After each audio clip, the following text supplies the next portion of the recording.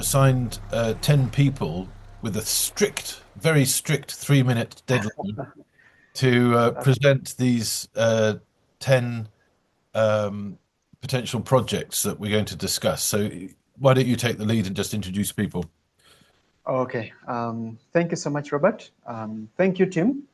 So without wasting time, I would want us to, we shall use this format. We shall go chronologically. Good afternoon, everyone. I'm Alinda Jonah. I'm the one presenting number one. I'm presenting Global Reporter Intensive Training, in short form GRIT, Basics of Video Storytelling and Citizen Journalist.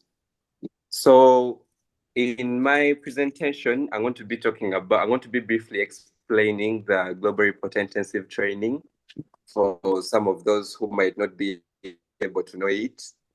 It was in the article on the See-Through News. GRIT is, in short terms, GRIT is GRIT programs equip individuals with essential storytelling skills, focusing on citizen journalism and character-driven storytelling. In this GRIT program, individuals will be taught how to use their smartphones to be able to get content that is engaging to the audience, helping to tell the story of carbon reduction as it is seen on the See-Through News article. The key benefits will be low cost effective production of high quality video content, because when in case you have a phone or basic camera equipments, they can be used to get content, to get video content wherever you are, as long as you can get compelling content. For example, in our community, we often see members do community service, cleaning up, or doing charity. If you are able to, if you're in position and it's happening right there where you are, you can just easily pull out your phone, record and engage the people to be engaged into the video, and it can help you, and you can come back and edit this on your phone using mobile apps that we use for editing on phones like CapCut, Pixel Art, and many others. But these are the basic ones that you can use, and you can easily do this anywhere conveniently without having to go through the whole struggle of maybe looking for an editor to get a computer and sit down and they help you edit your story. It's something that someone can easily do on their own on the phone. See-Through Carbon and EALS will be participating in the GRID programs with individuals that can develop and learn the skills needed to capture and retain audience attention, telling stories that resonate and inspire to reduce carbon drawdown by helping the inactive become active.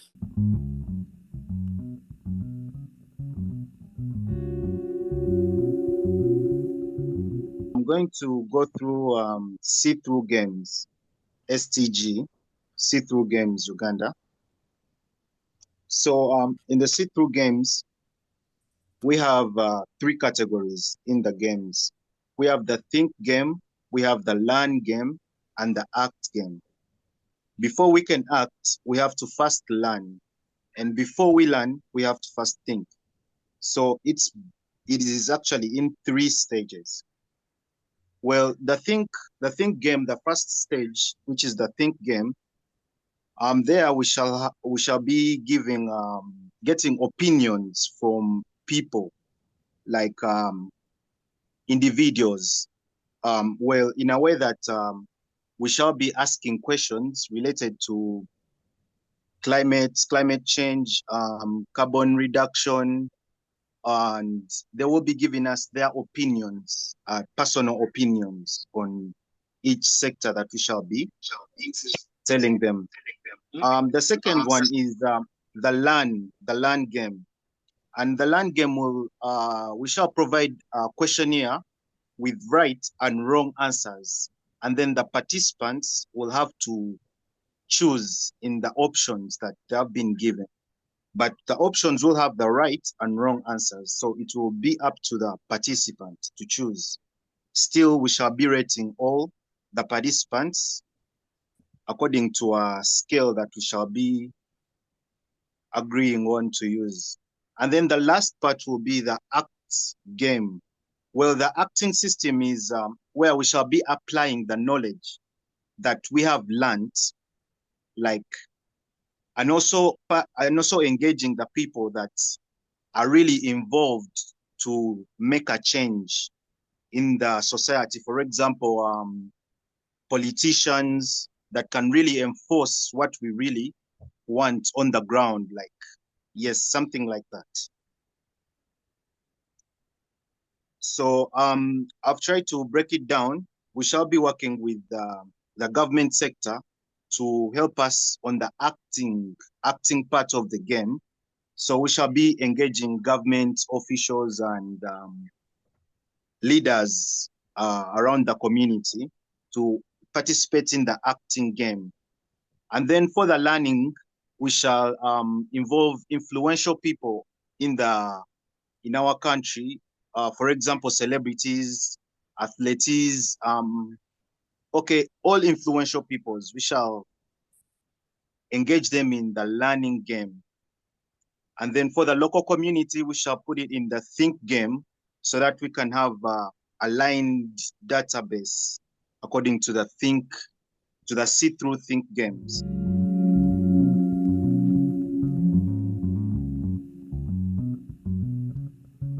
I'll be presenting on speaking of climate while considering the importance of and the value of learning foreign languages, making it easy to integrate. So I found this very interesting, being that I'm passionate about the climate change, carbon reduction, and going through the articles on the platform, it was very insightful to use different languages to deliver the climate message in a way that is understandable, fun, approachable, and aiding understanding of the topic. So it was important for me to learn that it's beneficial for someone who is speaking on climate to learn different languages, at least try to have, more than one language when delivering the message, considering the audience. There could be, different groups of audience, the young, the old, different mixes of people in there in the audience. So it's better to learn so many languages so that you can suit the audience. So when you are speaking on climate, it's very important to, first of all, know the target group, know the kind of people you're speaking to. If it's a group of school children, a group of old guys, the working class, different groups of people, it's important to know what do they speak, what do they understand. It's important to know that people warm up when they hear you speaking their language. So if you try, if you go to a community and you want to speak on a topic on climate, try to find out what languages do the people speak that you're going to present to, and then try to learn, that the nitty-gritty is how to greet, how to have some small chat with them, just to open up as an icebreaker. People normally warm up to such people who speak like that. So if you know a language, for example, if I come and I'm speaking to people maybe in Chivuga, I know they are speaking Luganda, so I'll go and greet in the local language, Muli Mutia. And when people hear that, they tend to warm up, they tend to want to listen to you and understand what you're talking about. So that the message on climate sinks in, first of all, when you speak their language, and then the audience will be moved to participate and engage in whatever you're talking about, and they'll be able to interact. So when you capture attention, you're able to draw your message across, or you're able to manipulate, as you put it in your presentation. You're able to basically switch their minds to whatever you're talking about. So storytelling becomes very fun, very rhythmical when you approach it in a point of using the language that the ODS understands and speaks.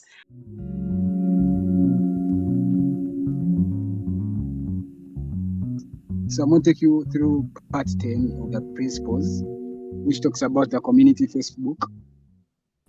Now, the community Facebook group network is a digital outreach initiative that is designed to create and manage local Facebook groups that serves as hubs for community dialogue, learning, and actions.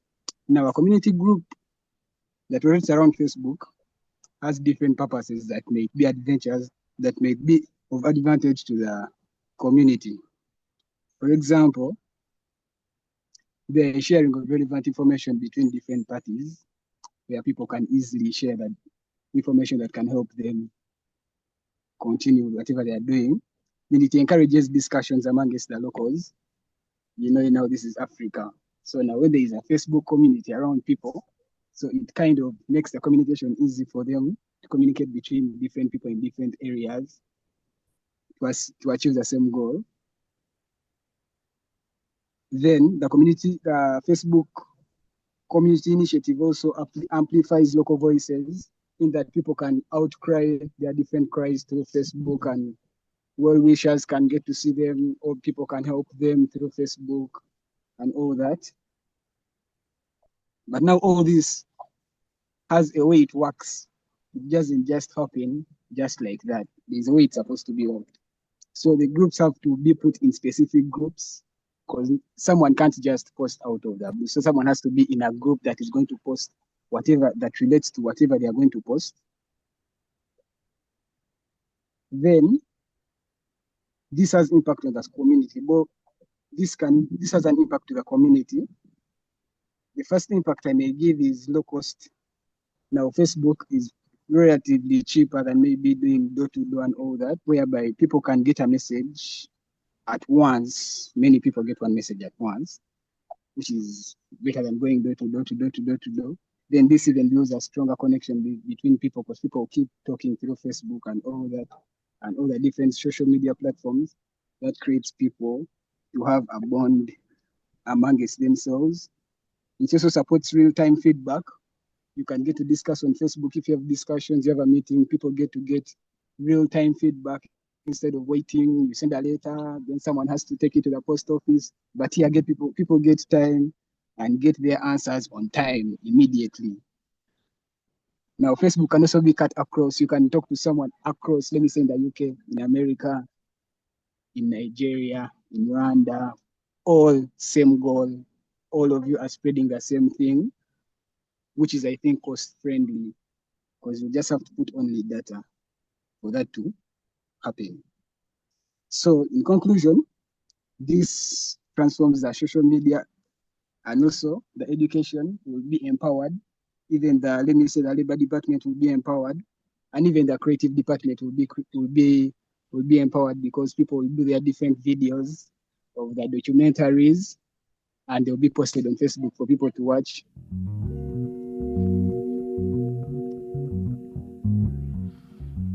Basically, I will start by defining what is Vox Pop. So it is a short form of Vox Populi, which is a Latin phrase, which means the voice of people, and it generally refers to the short interviews with ordinary people expressing their opinions on particular topics. Now, for instance, looking at the see-through carbon, for us, basically, we are looking at the climate. You get it? So basically, we could come out with a topic, and we put it, or someone records a video to put it out, or it can be a video which is of self-expression about the climate or anything, or regarding the health, but still in climate-related topic. So they are often used as they can be used as these things can be used as documentary. So basically, and also I'll define what we call the GRIT, which stands for growth, resilience, and integrity and tenacity. It's a concept or a program often used in education, personal development, or training or trainings, and focuses helping on individuals. How basically does the GRIT help individuals? It helps them to grow by learning new skills, build the resilience to overcome challenges, then act with integrity, that is honesty and strong morals, show tenacity, which is persistence and determination. Now, getting back to the Vox project as a standalone project in the module in GRT. So I want to explain it this way. This project, like say, involves training participants to record, produce short videos, interviews where people share their views on topics on climate change, social issues, or community challenges. As part of the gear, it serves a practical learning module to build up the media, communication, and storytelling. So here, I want to say something. So when it gets to the recording of short videos. I remember when we were doing research at Aga Khan, we had the climate change project, whereby every student was supposed to come out, record a short video regarding the climate. You could come out with a topic, then talk about it. Now, me basically here I remember I came out with a project, a video where I was talking about basically how the carbon emissions within the hospitals, how waste is discarded, and how dangerous is it to the community, to the health, and also to the university as back to the universities too. So in this, whereby I tried to show, I came out in this video, everyone had to come out and show how basically you could come, or you could control it, or how basically you could come out and control these effects, or advise, or rather educate them how basically this could be controlled. Then also show the impact, the great impact in the future that can bring about in the climate.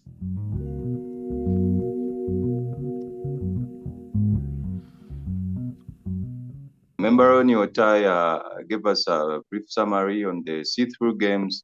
So specifically, I had made the research on the think game specifically. Think game, the land game, and the act game. So I will start with the land game. The land game is designed to follow the think game to answer players' desire to know the right answers. People who usually don't consider themselves to be environmentally active or well-informed at sometimes can often do outscore those who think they are well-informed on climate issues.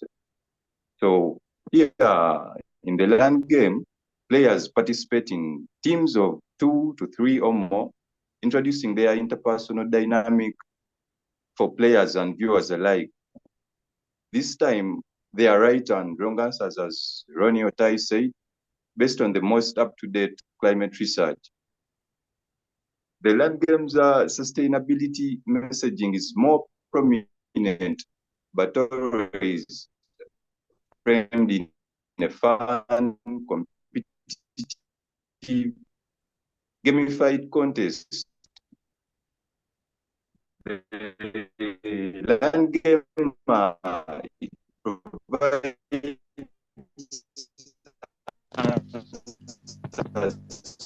based on the Drawdown project calculations.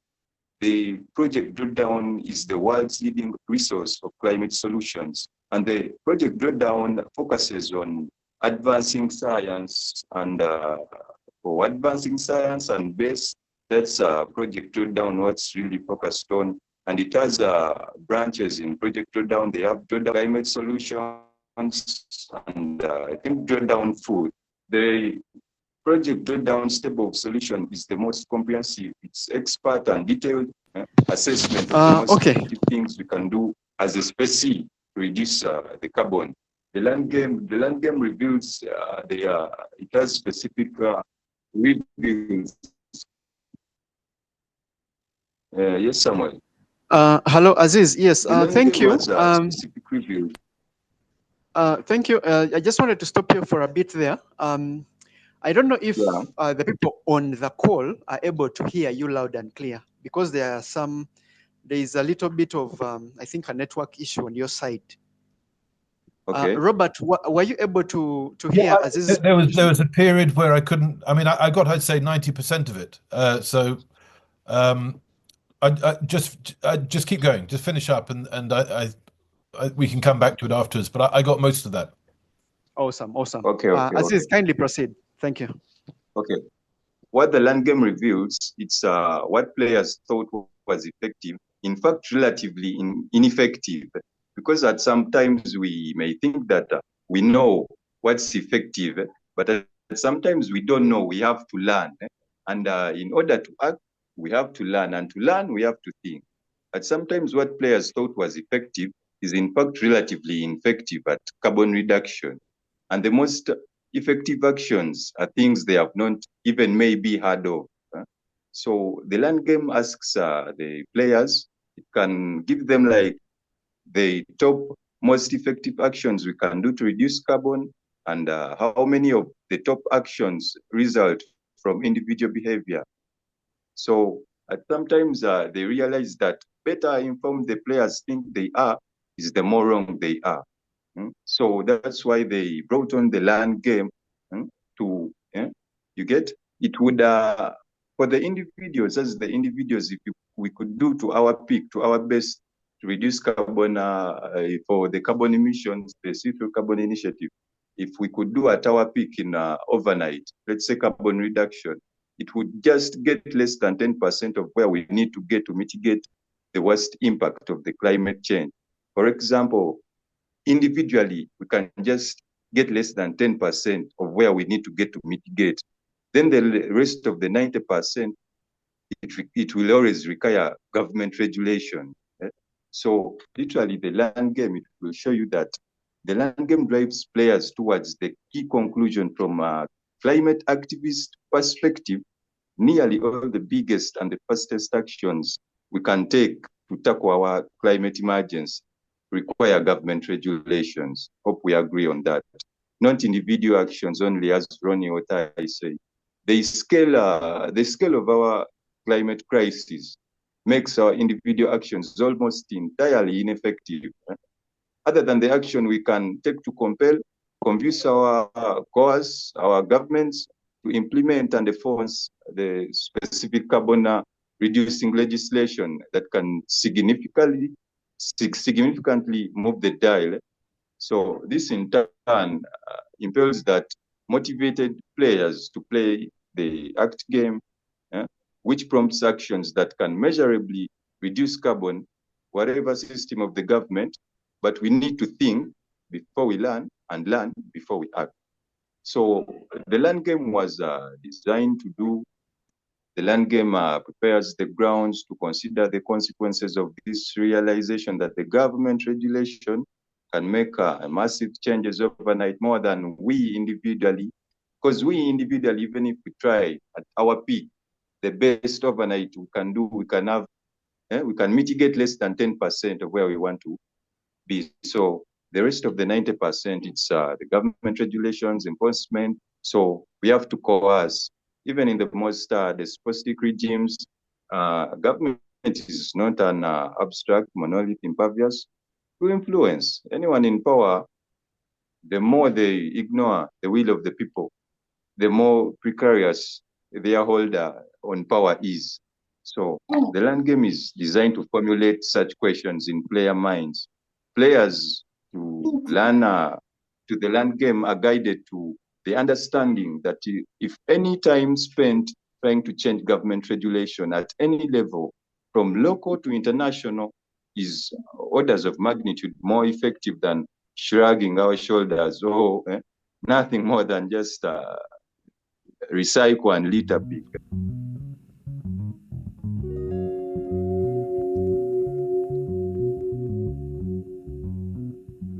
Actually, in today's throwaway culture, plastic is literally everywhere. Let's say from food packaging to clothing, but literally behind its consequence, its convenience is a hidden cost. Plastic is, let's say, made mostly from oil, gas, which later release greenhouse gases through its life cycle and contributing to the climate change. So literally, let's say choosing to live without plastic is a powerful way to like reduce carbon emission and let's say take real action on climate change. But this isn't something that let's say happens overnight. It takes mindful, let's say, everyday choices and commitment to living in a zero plastic lifestyle, you know. Let's take for example, let's see EALS. The team is, you know, has been leading by example. It has promoted the use of, let's say, reusable bags, metal containers, and avoiding the single use of plastics, let's say straws, and also agriculture. These small changes create a community that cares and draws, let's say, down carbon to turn the inactive active. Then the other thing is it has also encouraged volunteers to educate their families and communities on the dangers of plastics and the benefits of supporting plastic-free environments. For example, where I come from, my community, me and a few of the EALS team, we actually moved around, created awareness and all that. Let's say by building a plastic-free free community or environment, we are not only protecting the environment, but we also inspire government and institutions to create and enforce stronger regulations against plastic production and use.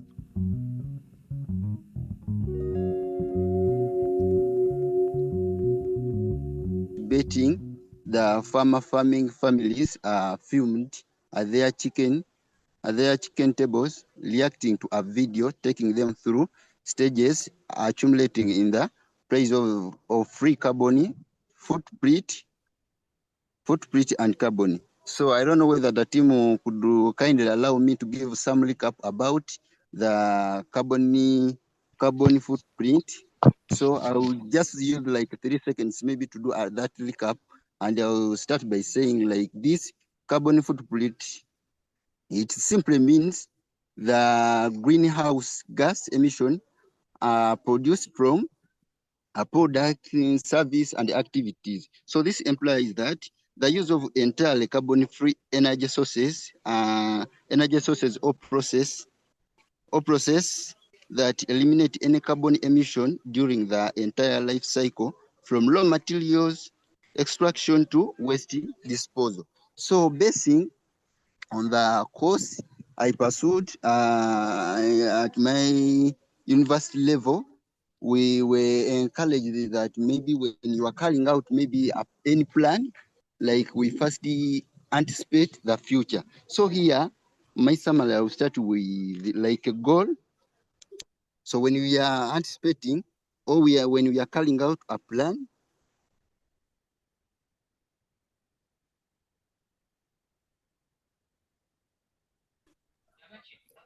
I cannot hear you. I don't know.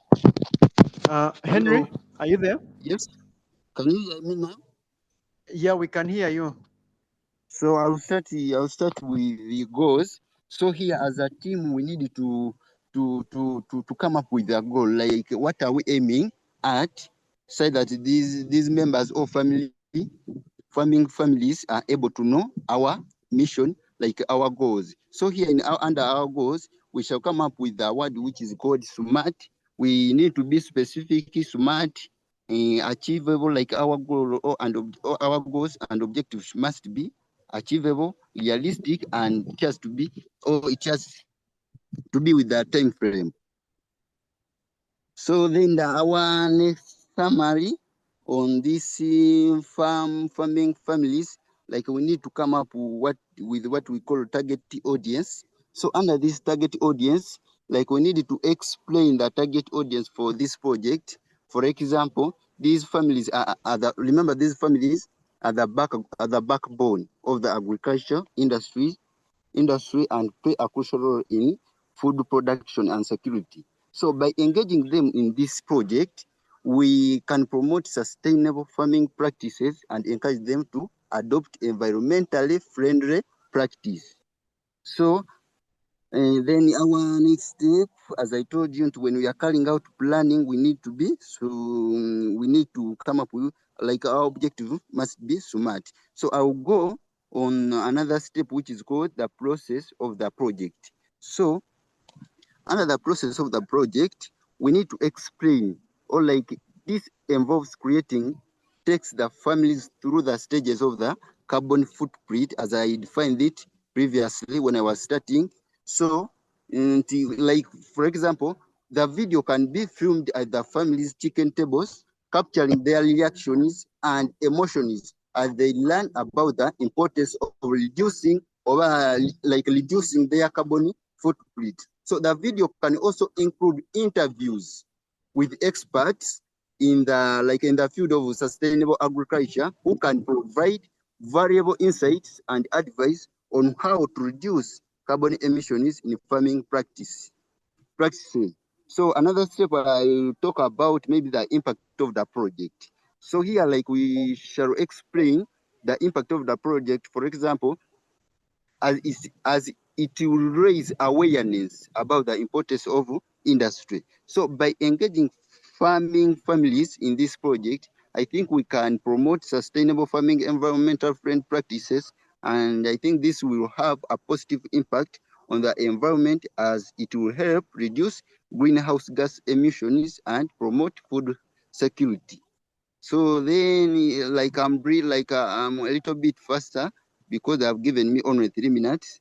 So I'll go on another step. I'll call it maybe the promotion of the project. So here we need to promote through various channels such as social media, local community centers, and schools. So this will help reach a wide audience and encourage participation from farming families. So the team can also, or we can also collaborate with local organizations and government agencies to promote the project and ensure its success.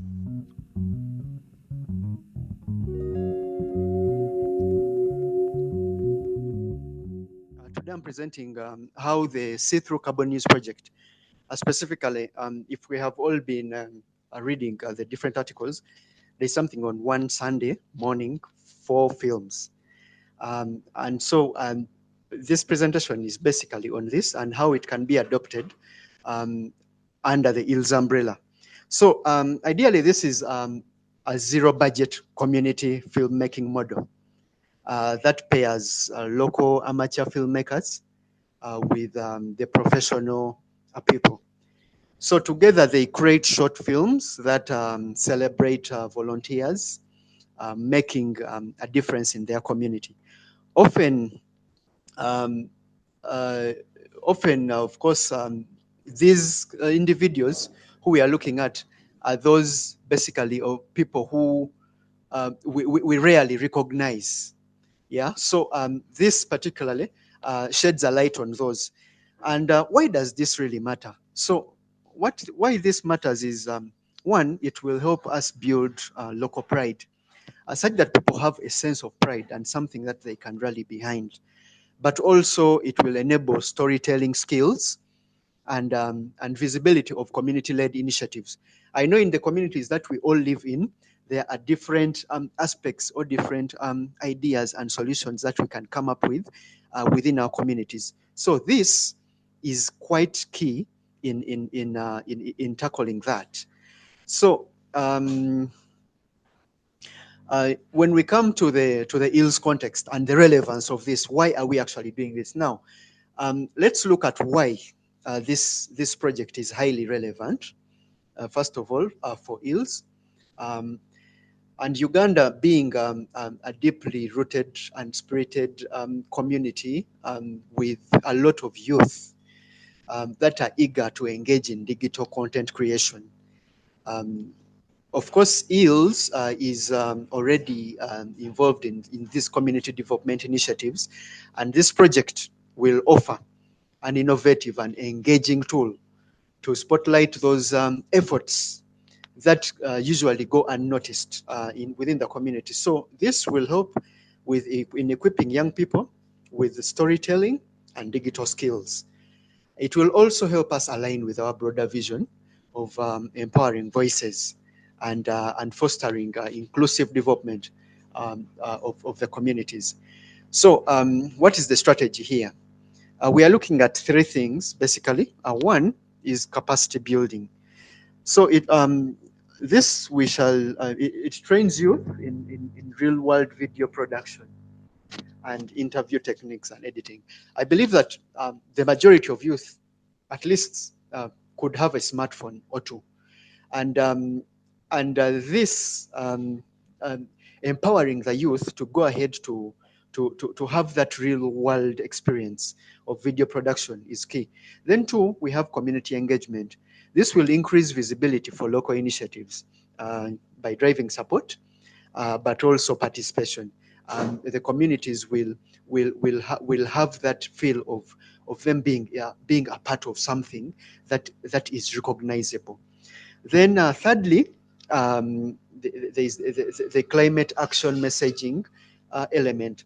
Now this, of course, though most people brand it as environmental, as an environmental project, this, in a way, it encourages active citizen participation, but also it supports a broader sustainable sustainability goals, if you'd like. Okay, one of the key critical areas also is to do with monetization. We know that this pilot that was conducted in the UK ran on a zero budget. Robert, if I stand to be corrected.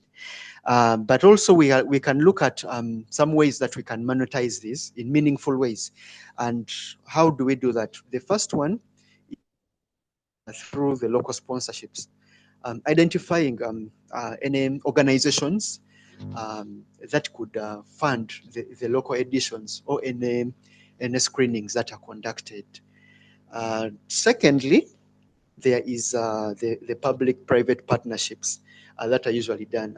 For example, EALS has already been in touch with the different ministries like Ministry of Water, Environment, Ministry of ICT, Education, local government, if you might.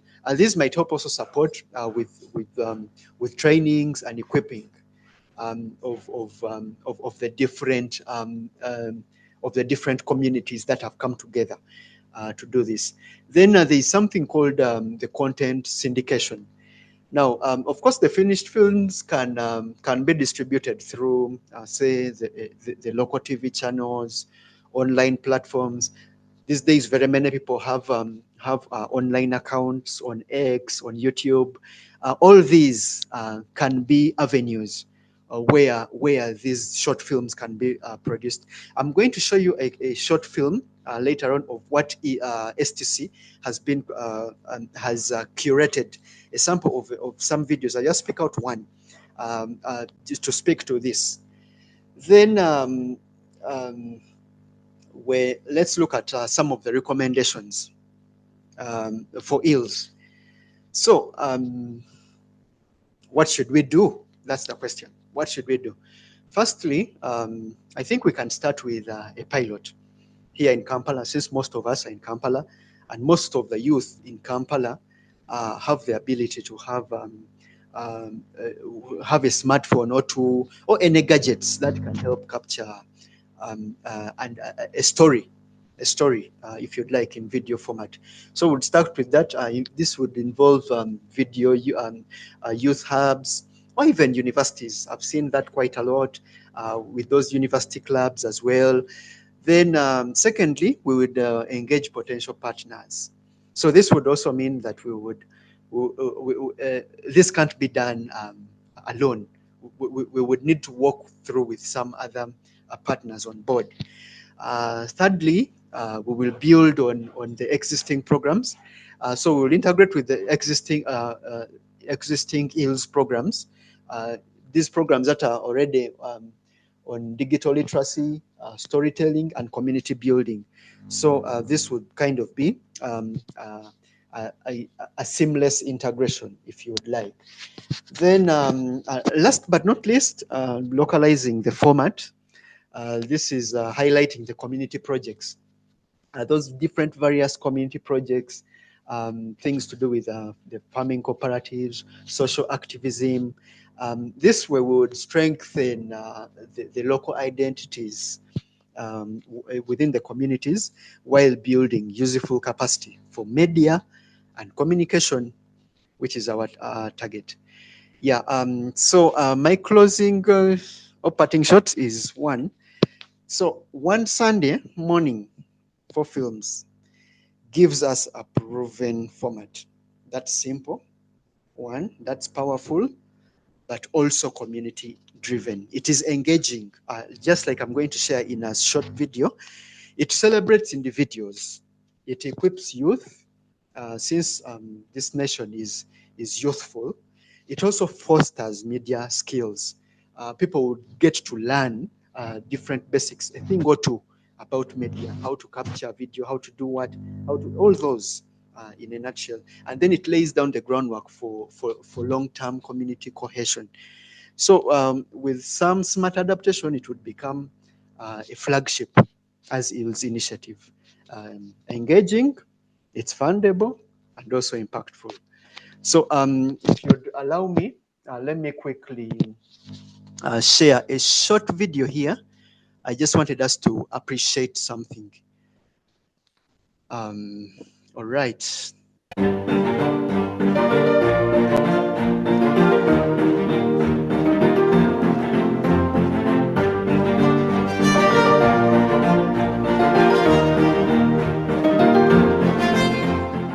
I got a message or an email yesterday just telling me that a lady needs some medication delivered to her. So they gave me various slots over the next 3 days to deliver it.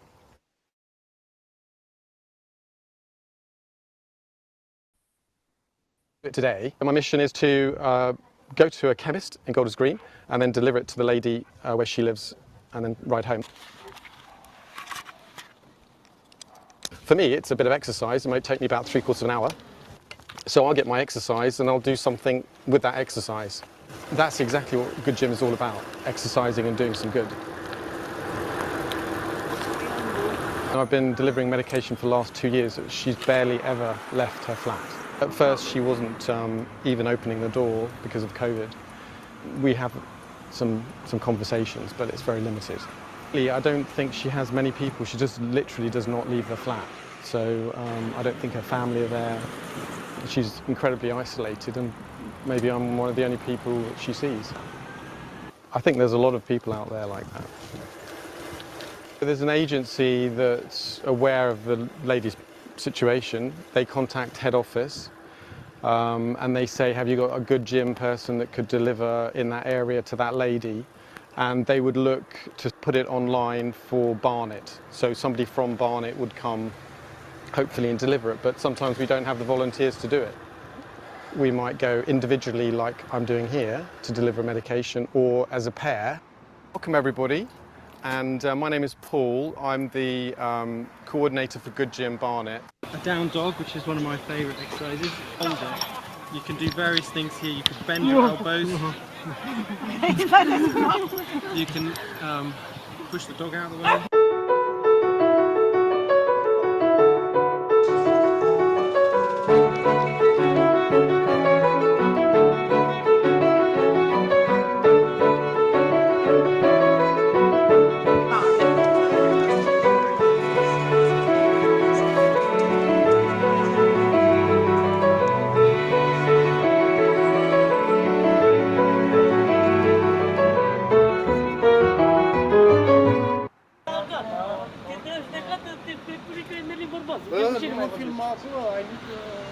An agency will identify somebody in the hospital that has nobody to help them to rearrange their furniture in their own room. So they're saying to them, we need to get you back, we need to put a hospital bed in your house, and they'll say, no, I don't have any neighbours that I can trust or use, I don't have any family nearby, so an agency might then contact Good Gym, because that's generally quite a difficult thing for the hospital to arrange.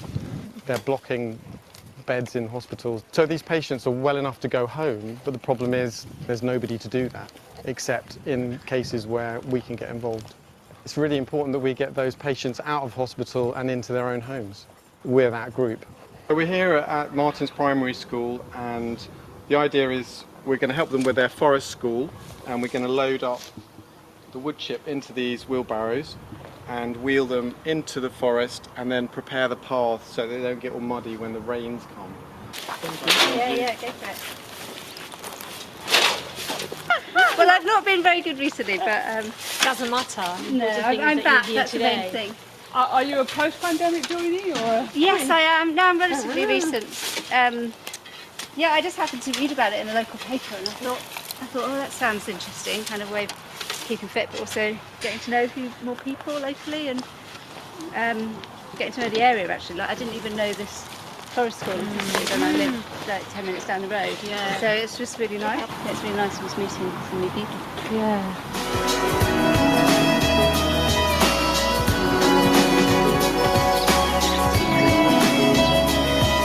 What we have seen is basically a community initiative, like something that we can do as a community. Like when you come together, you see the power of how different initiatives come up.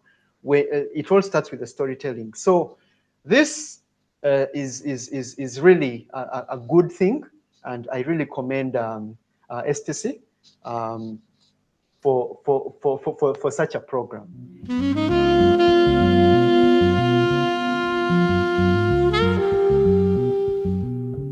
It's the simplest thing to do.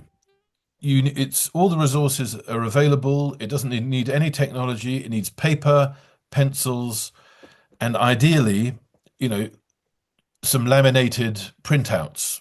But you can do it without that. You could do it by projecting on a screen or just by reading it out. So you don't even need the technology to print these things out. But all the resources are available online. We've done this in many different contexts. We've done it in schools.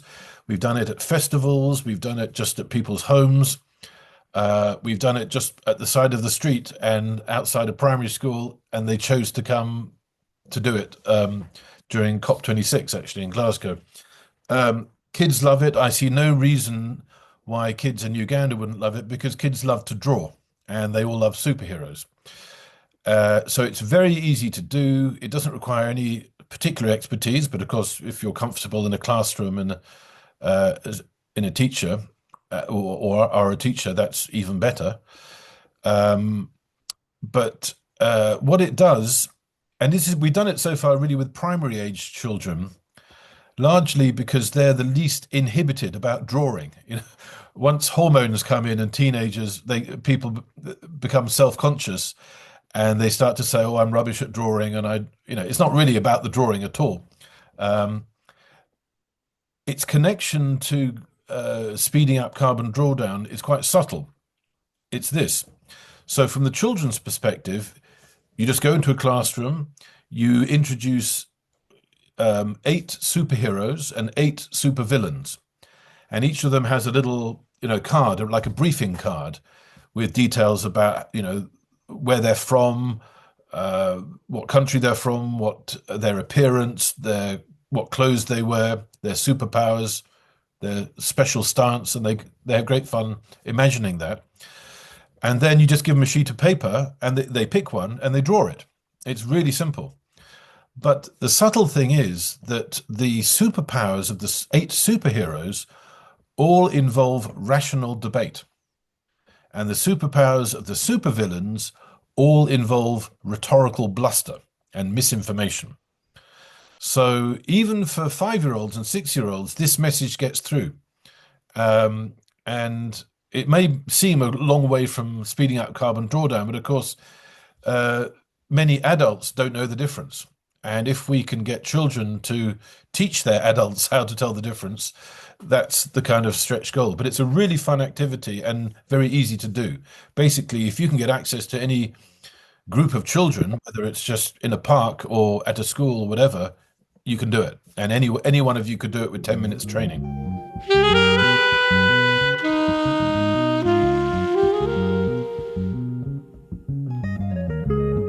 Great. Thank you so much. I mean, I'm so impressed.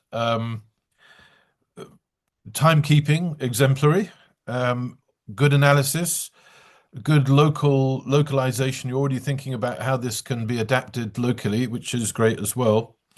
And of course, when I do storytelling workshops and things, one of the exercises that I do is this kind of, broken telephone thing where one person tells a story to another, to another, to another, and then the original person hears it back, having been interpreted by 2 or 3 other people. And it's always a better story. This is kind of the point.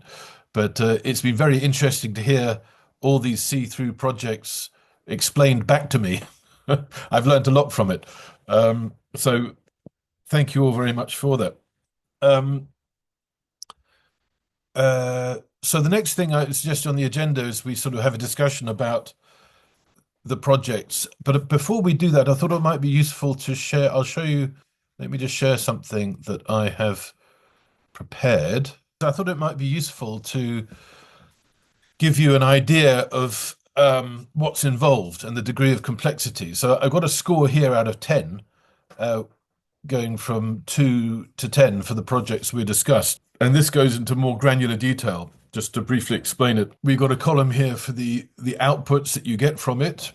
And I put a score. This is a weighted score, an average of all these different categories. How long the project takes, how many people it takes, the kind of technology and equipment required, the degree of expertise of the participants required, and the administrative needs, how many different entities you need to liaise with.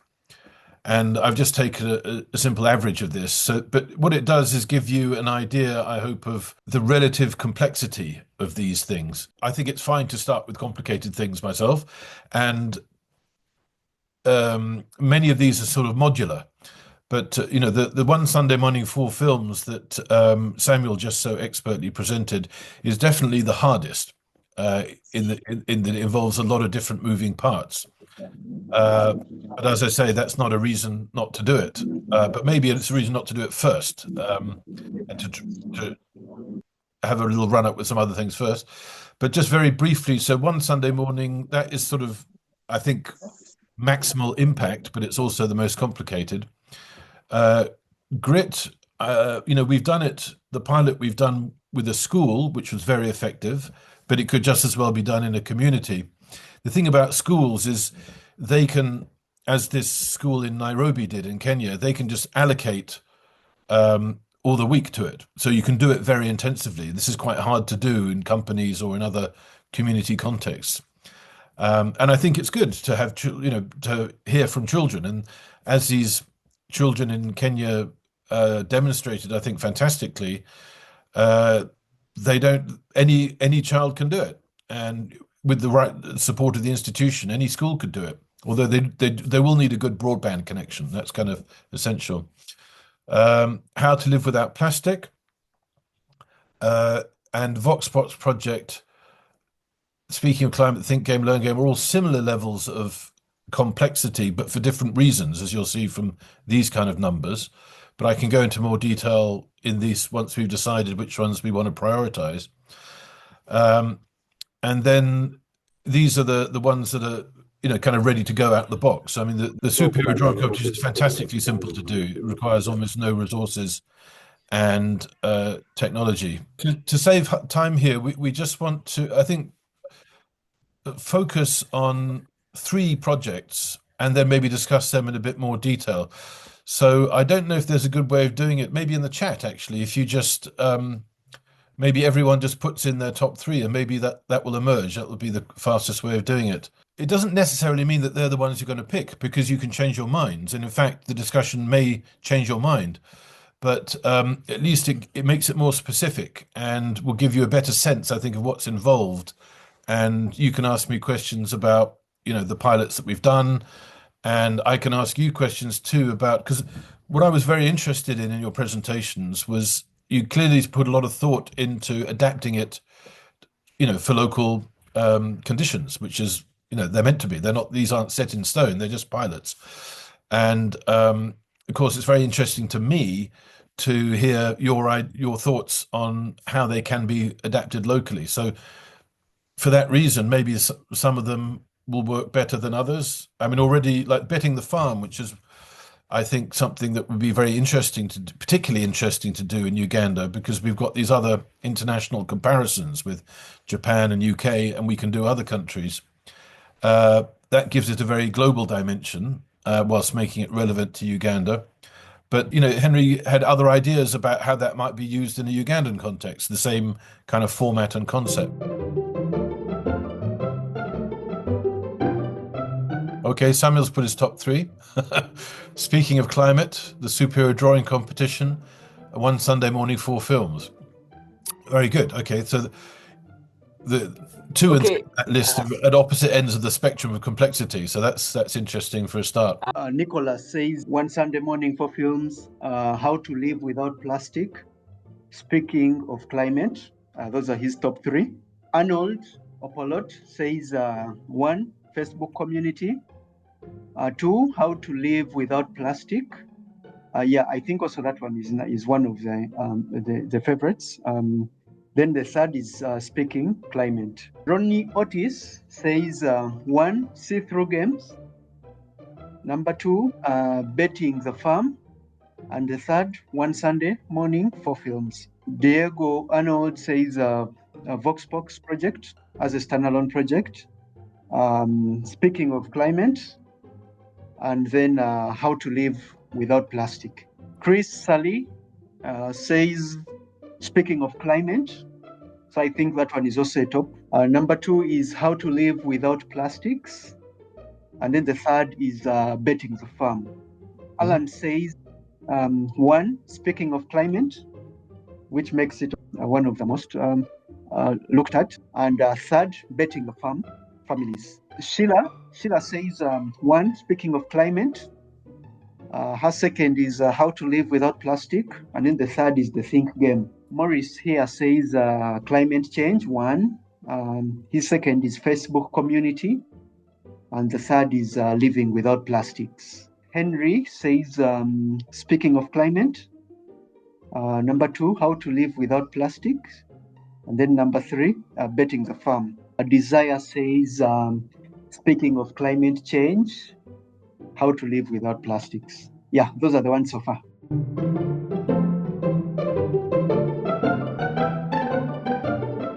So everyone seems to like one Sunday morning, 4 films, which is good. But as I say, that is quite a challenging thing to do. I mean, even in doing it in London, we did it in 2 months. It could be done quicker, but it's really depending on the commitment of the people involved and how much time they can devote to it. I mean, it could be done in a month, actually, but because it involves a lot of people and people have limited time, generally weekends and evenings, that would be quite a challenge. But again, it depends on the context it's been done in. If it's done, for example, with a film school, with students who are studying film anyway, and they could make it a module or, integrate that into their training, then you could probably do it in 2 weeks. It's so all of these things are flexible. But then you may not get, if you're doing just with an institution and students, you may not get all the community benefit of training people in the community to leave that legacy there.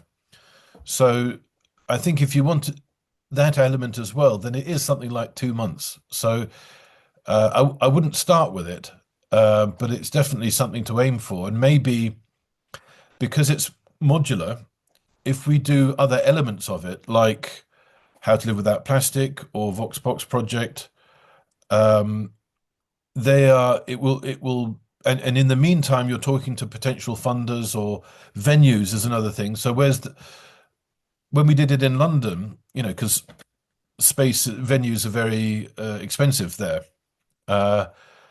But the reason we did it, one of the reasons we did it in Finchley, in that particular part of London, is there's a community-owned theatre cinema there, which is a fantastic venue. It's actually the oldest purpose-built cinema in the UK. It was built in 1912, I think, the original bit. But it's now owned by the council, and they were very keen in doing this, and they had a spare date, on a Sunday, Sunday morning, where they struggled to get. In fact, that's why originally why we called it Sunday morning, because it's not just the activities during the films that happen at weekends. The screening itself happened on a Sunday morning. And that's when they're usually not busy, but we packed out the cinema, so that suited them as well. So, but it's quite complicated. That's just one of the people you got to coordinate with. But maybe if we do these other things, start with something with a low complexity and build our way up with that in mind. That's another way of going about it.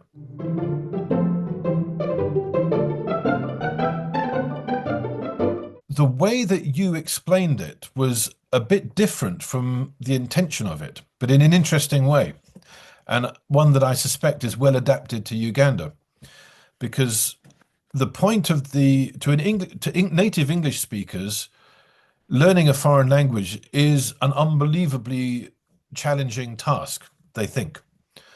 So that speech, because it was given to 1,000 12 to 18-year-old British kids, that was sort of the theme of it. Now, of course, in Uganda, you all speak 5 or 6 languages without thinking about it, which is one of the points I make to the English speakers of this about being the great curse of being born as an English speaker. There are benefits, but there are curses, and one of them is you think learning another language is hard.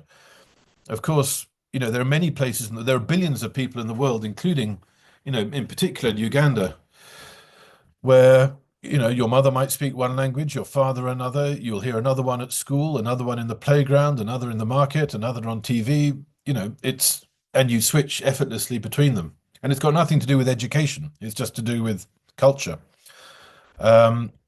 So that speech that I gave to that particular crowd wouldn't work in Uganda. I know, because people go, well, of course we learn foreign languages, what's the big deal? But the basic trick of it is the thing about schools in Britain. So it all started with, because I speak a lot of languages, which is unusual in Britain. And I was chatting to just at a party, someone who I didn't know who taught English at this school, taught foreign languages at this school, heard about me and said, I understand you speak, Chinese and Japanese. And so, yes, that's right. And she said, we got a languages day. Would you come and speak? Now, this happens all the time. Most schools have languages day. It's a big deal in Britain. And they invited me along. Now, of course, because I'm only interested in, though I have a personal passion for languages, I'm only interested in measurably reducing carbon, as you all know by now. So the challenge then was how to provide what they wanted and give an entertaining, inspiring 15-minute talk at the beginning of the school day to the whole school, but smuggle in all the climate stuff. So that's what we call a transparent Trojan horse. So that speech would be very different, I know, to a Ugandan school, and I would be very interested in exploring what that might be. And also, my suspicion is that in a Ugandan context, people are more comfortable in directly addressing the environment and climate issues. The problem in global north countries, where we all have very comfortable lives, is if you talk about climate change or the environment, people are afraid that it means they're going to have to give something up. And they tend to close their ears and stop listening, which of course means you can't change their minds or move them to action. So it's a kind of trick that we have to use in this country or in the global north to interest people, just to get their attention before we can start to make them think. So, the think, learn, act game, before that, you've got to get their attention. And we've got a whole YouTube channel that's about that. So we don't mention words like green or environment or carbon or anything like that. But my impression is in Africa in general, and maybe Uganda in particular, that's fine to mention environment. Is that right? If you start talking, well, you do it all the time, so you tell me. do people, if you start talking about the environment and use words like green or carbon or environment, do people tend to switch off, or do you have their attention? It depends. It depends. There are communities where that's receptive, but then there are those that are. So it's since the environment is something not so new in Uganda. People are adoptive and they're okay with such terms. That confirms what I thought there, but it's still not a bad idea to, if there are things that people are more immediately interested in than the environment, then go for that. You know, you're going to get more people's attention, like the superhero drawing competition or something for children. You know, How to Live Without Plastic is sort of somewhere in between, in that it's got the word plastic in it, but there's nothing inherently, you know, it's a bit kind of subtle. So should I just very briefly speak in a bit more detail about how to live without plastic? Actually, maybe Michael should, because this was one of the tasks I gave him when he was part of the pilot group when we did this a couple of years ago. And he brilliantly, I remember he called me out of the blue. He was visiting, was it your uncle? And doing the interview with him on your smartphone. And yes. He started demonstrating. Thank you. Yeah. So you go ahead. You tell us your experience of that and how you think it might work in Uganda. Thank you very much, Robert, for this exciting opportunity. Now, yes, it's true. I participated in one of the projects, and of course, with your guidance, it was a walkthrough. But what it is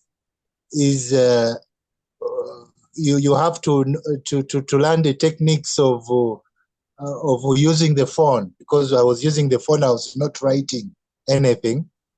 And of course, with your guidance, I captured my dad, who said something about his old age and how they lived without plastic. And I also went to another old man.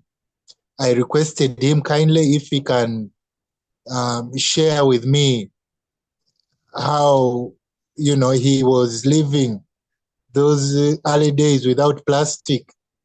And of course, I captured it on video. Well, some of these old men are a bit easy to, you know, get the attention. So, yeah, you explain to them what you're going through, what the experiment is all about. But of course, there are also those people who I approached, and they said, for me to give you an interview, you have to give me some money, because they thought I was making money out of it. And of course, those ones will come, but you do away with such people, because they kind of derail you from what you're doing. And there are those ones who, when you approach properly and you explain, they will give you their time. And yeah, I've got an idea of how to approach them. And I think briefly that was that's how I managed to do it, Robert. Very interesting. And of course, it's, you know, these cultural differences are very interesting for me as well. I mean, you know, as a professional journalist and TV producer, I've filmed all over the world and with different people. So I'm used to adapting, you know, and usually I'm working with local producers if I don't speak the language and they know the culture. I mean, the great thing about Uganda, of course, is it's a shared language. But that's really interesting. And, you know, the kind of response that I won't do it unless you pay me, you don't tend to get in rich countries.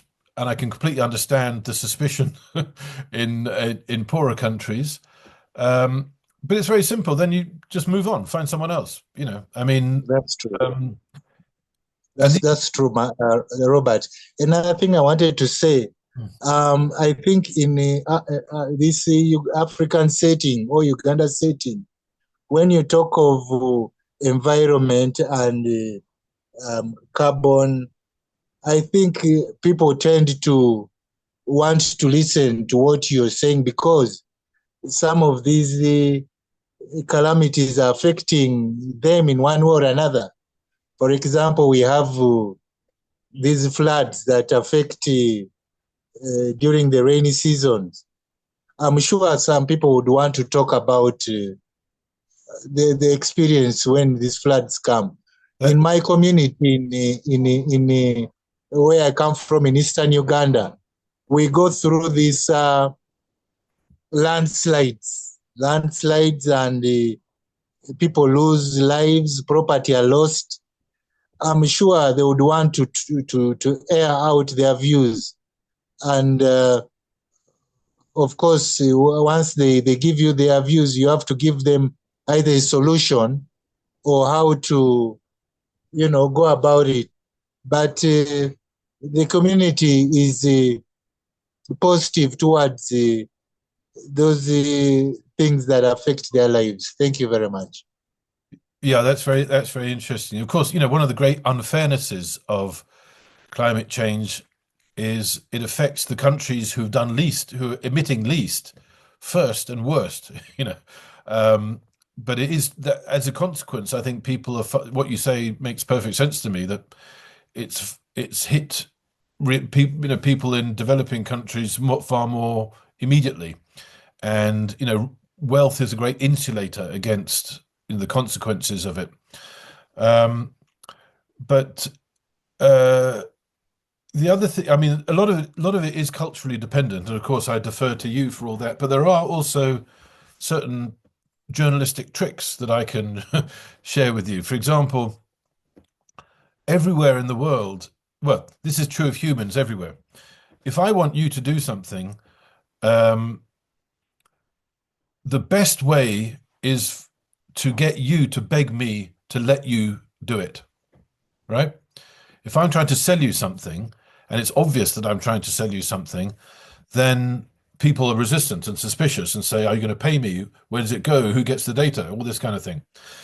If you can, within a couple of minutes, get them begging you to do the thing that you wanted to do in the first place, that's smart. And that there are a few tricks to doing that. The Tom Sawyer techniques, as I call them. So, for example, for How to Live Without Plastic or the Think Game or anything that involves doing things in public, all you got to do is find one person who agrees to do it in a public place, set it up, and start doing it. And then a crowd will gather and people will listen and they'll understand it and they'll see the point of it. And then they'll want to be next in the queue. And I see no reason why that wouldn't work for How to Live Without Plastic in Uganda. But I see we've only got a couple of minutes left. But I think that's been very useful because it's got specific. So what I suggest we do now, just to wind up, is, there's been a lot to absorb and you've done a fantastic job, all of you, again, of articulating it, not just the original pilot concept, but how it might be adapted in Uganda. The one column on that spreadsheet that I shared with you at the end that I hadn't filled in is monetization potential.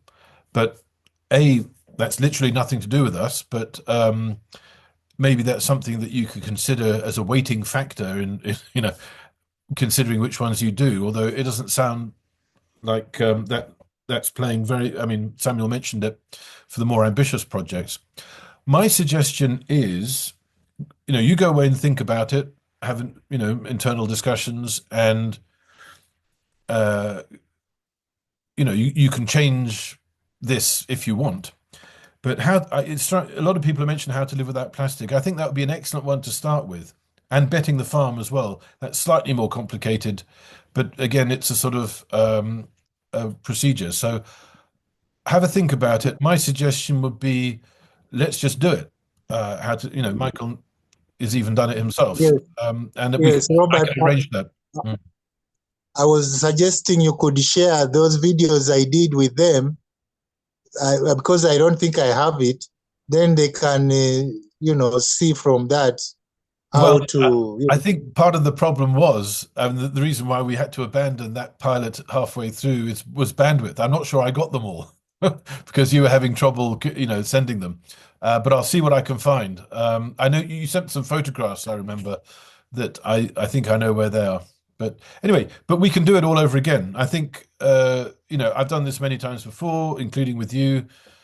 If you want to do this, we can simply arrange a training session and you can just do it, and then you'll get a much better feel for what's involved. But anyway, you have a think about it and let me know. And I think our time's up now. So thank you all again for putting so much time and effort into this. And it's fantastic to hear all these pilots reflected back with Ugandan accent and through a Ugandan lens. And it's been very interesting. So thanks again. I'll close the meeting now. And let me know what you think when you've had a chance to consider it. But my interim proposal would be, let's just do a how to live without plastic training session. And if you tell me how many people you want to be involved, then I can arrange it and find other people to help, as like I did before. Because we got a team of broadcast professionals who can assist and do mentoring. But one thing we discovered is good broadband connection is essential, of course, for this remote learning. So that's something to consider too. Okay, well, thanks again. I think we've had lots to think about, and let's always think about the next step and what we can do. Okay, bye everyone.